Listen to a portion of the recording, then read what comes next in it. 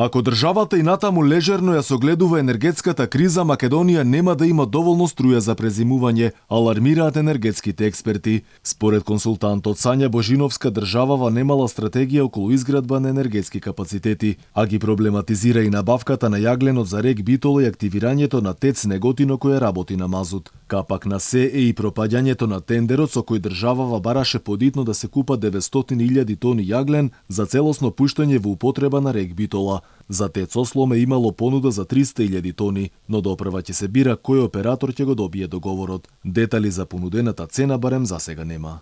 Како можеше да се дозволи да дојдеме до оваа ситуација? Секоја сериозна држава има долгорочни стратегии во енергетиката. Ситуацијата со березите и поскапувањето на електричната енергија почнува уште во месец август, а ние веќе сме при крај на октомври и немаме набавено јаглен. Дали требаше да чекаме до сега ова да се случи? Зошто работи само едниот блок на РЕК Битола? Зошто хидрорезервите и акумулациите се празни?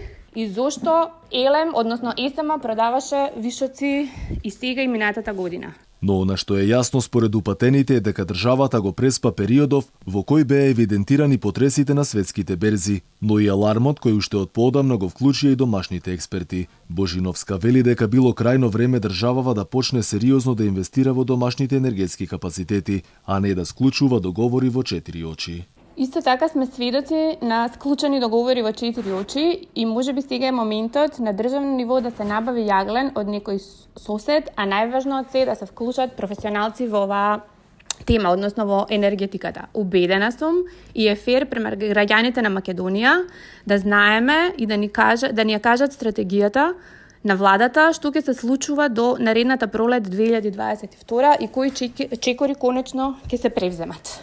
Освен интервентниот увоз на јаглен, владата засега не размислува да воведе други мерки за амортизација на ударот, кој веќе се чувствува во цените на бројни производи. За разлика од кај нас, во други европски земји се воведуваат низа заштитни мерки, како што се намалување на даноците, ограничување на цени на нафтени деривати и така натаму. Од владата вела дека ја следат состојбата и ако имало потреба дополнително ќе реагирале. Инаку цената на струјата на светските берзи во меѓувреме порасна за дури 4 пати и достигна до 200 евра за мегават час. Во меѓувреме граѓани во редакцијата на Алфа се пожалија дека вчера им била исклучена струјата поради 2 неплатени сметки.